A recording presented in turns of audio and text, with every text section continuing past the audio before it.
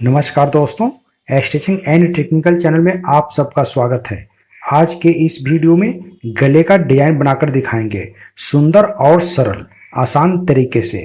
चलें कटिंग और स्टिचिंग शुरू करते हैं। सबसे पहले हम नीचे एक सीधा मार्किंग कर लेंगे इस तरीके से। उसके बाद यहाँ पे हम 1.25 इंच एक्स्ट्रा फैब्रिक लेंगे जिसमें हम तुरपाई करते हैं। अगर आपको तुरपाई नहीं करना है, पाइपिंग से फिनिश करना है, तो यहाँ पे आप एक्स्ट्रा मार्जिन नहीं लेंगे। अब यहाँ पे दोस्तों हम लंबाई देख लेते हैं। तो लंबाई है इसकी 12.5 इंच। तो 12.5 इंच और 3 सूत प्लस कर देंगे जो हम शोल्डर ज्वाइंट करेंगे उसके लिए। आर्म होल की मार्किंग करेंगे 4.25 इंच पे 34 साइज के लिए। शोल्डर इसका रखेंगे हम 5.25 इंच। 5.25 इंच हम नीचे भी एक लगा लेंगे ऐसे मार्किंग। अब यहाँ पे हम ऊपर सीधा मार्किंग कर लेते हैं ऐसे। यहाँ नीचे आप चाहें तो सीधा ऐसे मार्किंग कर सकते हैं, और एक तरीका और है, ऐसे हम स्केल को घुमा लेंगे ऐसे। तो यहाँ पे 4.25 इंच होना चाहिए और इसको हम इस तरीके से सीधा मार्किंग कर लेंगे ऐसे। उसके बाद दोस्तों जितना भी शोल्डर होगा उसको हाफ कर लेंगे हम। अब यहाँ पे दोस्तों गले की चौड़ाई लेने के बाद हम आ जाते हैं गले की गहराई पे। तो गले की गहराई हम ले लेते हैं 8.5 इंच। आप चाहें तो अपने हिसाब से ले सकते हैं। यहाँ दोस्तों हमें देखना होता है जितना ऊपर होगा उससे कम से कम नीचे हम प्लस करेंगे 1/2 इंच से 1.25 इंच।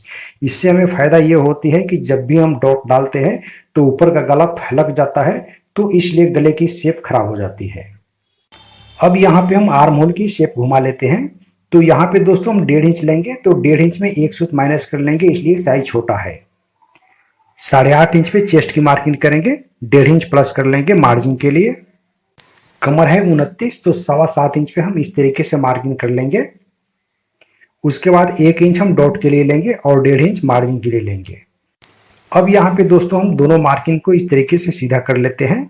एक मार्किंग हो गया कटिंग का और दूसरा मार्किंग हो गया स्टिचिंग का। अब यहाँ पे हम आर्म होल की गोलाई घुमा लेते हैं। तो आप चाहें तो उसको अंदाज पर भी घुमा सकते हैं उसी मार्किंग पे, और इस तरीके के आपके पास कोई स्केल है, कोई राउंड है, तो उससे घुमा सकते हैं।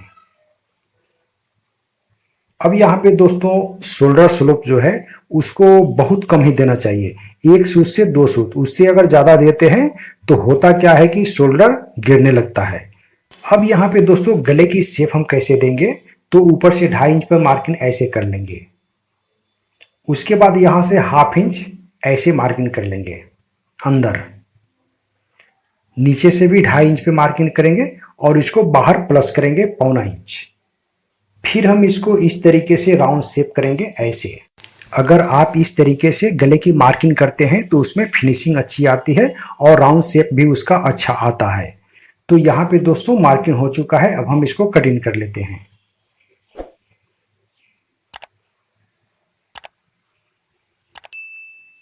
अब यहाँ पे दोस्तों हम एक हुक्का लगा देंगे। उसके बाद हम इस तरीके से तोड़ लेंगे ताकि उसी पे हम बिल्कुल सिलाई लगा सके आसानी से। चलें अब हम गले की डिजाइन बनाकर दिखाते हैं। तो यहाँ पे दोस्तों हम डोरी पाइपिंग से गला फिनिश करेंगे। तो डोरी पाइपिंग के लिए हम सिंगल बूट यहाँ पे यूज करेंगे। तो इस तरीके से हम सिंगल बूट से डोरी पाइपिंग बनाकर दिखाएंगे। बहुत ही सफाई आती है, इसमें फिनिशिंग आती है। तो इस तरीके से पहले हम कच्चा कर लेंगे एक सिलाई से। कच्चा करते समय हमें खास ध्यान देना होता है दोस्तों कि सिलाई जो हम लगाते हैं तो बिल्कुल डोरी के जड़ में होना चाहिए सिलाई। अगर डिस्टेंस ज्यादा आती है तो आपको बूट को थोड़ा सा सरकाना पड़ेगा। तो इस तरीके से आप देख सकते हैं। अब यहाँ पे दोस्तों हम लाइनिंग जो है, तो लाइनिंग पे पहले हम पैच करेंगे, इसलिए कि लाइनिंग का कटिंग जो है फिक्स होता है। तो इसलिए हम लाइनिंग पे पहले पैच कर लेते हैं इस तरीके से।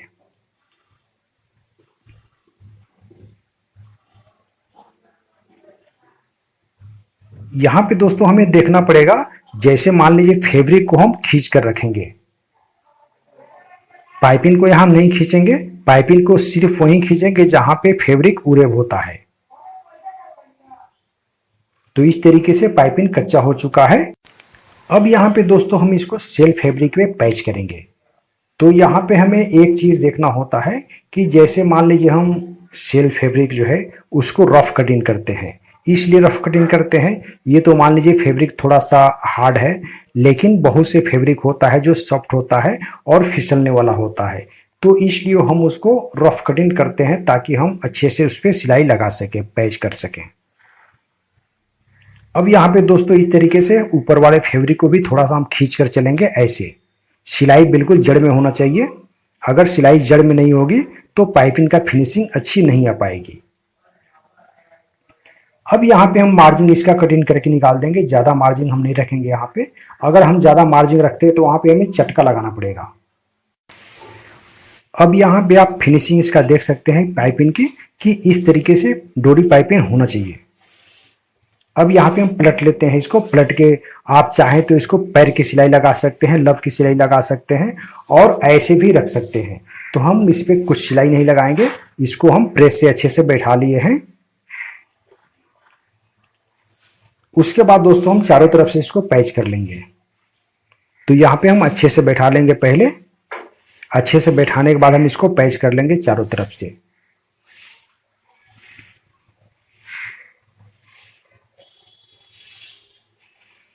इस तरीके से हम चारों तरफ से पैच कर लेते हैं। अब यहाँ पे दोस्तों हम जो भी एक्स्ट्रा मार्जिन है, जो एक्स्ट्रा फैब्रिक है, उसको हम कटिंग करके निकाल देंगे इस तरीके से। यहाँ पे दोस्तों आप गले का फिनिशिंग भी देख सकते हैं कि कितनी अच्छी आई है। अब उसके बाद हम इसको ऐसे फोल्ड कर लेंगे। जो हम इस पे डिजाइन लगाएंगे उसके लिए हम नाप लेंगे ऐसे, इस तरीके से दोस्तों हम यहाँ पे अच्छे से नाप लेंगे। तो यहाँ 12 इंच है तो 12 में हम 1.5 इंच माइनस कर देंगे। उसके बाद डबल कर लेंगे, 21 इंच हुआ तो 21 गुने 3 प्लस कर लेंगे फैब्रिक को। तो इस तरीके से हम फैब्रिक को प्लस कर लिए हैं। अब यहाँ पे दोस्तों हम फैब्रिक की चौड़ाई देख लेते हैं कि फैब्रिक हमें कितना चौड़ा लेना होगा। तो यहाँ पे दोस्तों 2.5 इंच हमने ले लिए हैं। अब उसको हम इस तरीके से फोल्ड करके उस पर सिलाई हम पैर की लगा लेंगे। यहाँ पे हम सिलाई थोड़ा सा खींच कर लगाएंगे ताकि उसमें नम न आए। अब यहाँ दोस्तों आप चाहें तो इसको मार्जिन को दोनों साइड में चीर सकते हैं। अगर आप दोनों साइड में चीर कर बनाएंगे तो फिनिशिंग और ही अच्छी आएगी, लेकिन हम इसको चीर कर नहीं बनाएंगे, हम ऐसे बनाकर आपको दिखाते हैं। तो इस तरीके से हम फैब्रिक को पहले सिलाई लगा लेंगे ताकि हमें पलटने में आसानी हो सके। यहाँ पे दोस्तों इस तरीके से हम पलट लेते हैं। पलटने के बाद आप चाहें तो इसको प्रेस से अच्छे से जमा लें। अगर प्रेस से अच्छे से जमा लेते हैं तो उसमें फिनिशिंग और ही अच्छी आएगी। तो इस तरीके से मार्जिन जो है इसकी बीच में होना चाहिए, यानी कि उल्टे की तरफ से। तो यहाँ पे हम प्रेस से अच्छे से बैठा लिए हैं। अब आपको हम प्लेट इसकी डालकर दिखाते हैं। अब यहाँ पे दोस्तों हमें चौड़ाई देखना होगा। तो चौड़ाई है 1 इंच में 1 सूत कम, तो मार्किंग भी हम करेंगे 1 इंच में 1 सूत कम। तो इस तरीके से हम मार्किंग कर लेते हैं। 2-4 दिखा देते हैं आपको। ऐसे तो हम अंदाज पे बनाएंगे और आप भी अंदाज पर बना सकते हैं। तो इस तरीके से हम मार्किंग जो है उसको ऐसे उठाएंगे और फिर दूसरा मार्किंग जो है इस तरीके से हम फोल्ड करेंगे और दूसरा मार्किंग पे ऐसे हम बैठा लेंगे। तो इसी तरीके से सभी मार्किंग पे हम बैठाते जाएंगे तो प्लेट बिल्कुल बराबर होगा। तो ये है प्लेट बनाने की बहुत ही आसान तरीका दोस्तों। तो इस तरीके से हम प्लेट बना लेते हैं। यहां पे देख सकते हैं कितनी आसानी से प्लेट इसकी बन जा रही है। अगर आप इस तरीके से बॉक्स प्लेट बनाते हैं तो उसमें फिनिशिंग बहुत ही अच्छी आती है। तो इस तरीके से दोस्तों प्लेट इसका बन चुका है। अब यहाँ पे हम पैच करके आपको दिखाएंगे। तो पैच करने से पहले हम इसको नाप कर आपको दिखा देते हैं कि इसकी दूरी और इसकी दूरी बराबर है या नहीं। तो यहाँ पे हम इस तरीके से नापेंगे। यहाँ पे आप देख सकते हैं थोड़ा सा छोटा दिख रहा है। तो ये हम जब बिल्कुल पाइपिंग के जड़ में लगाएंगे तो बिल्कुल वो बराबर आ जाएगा।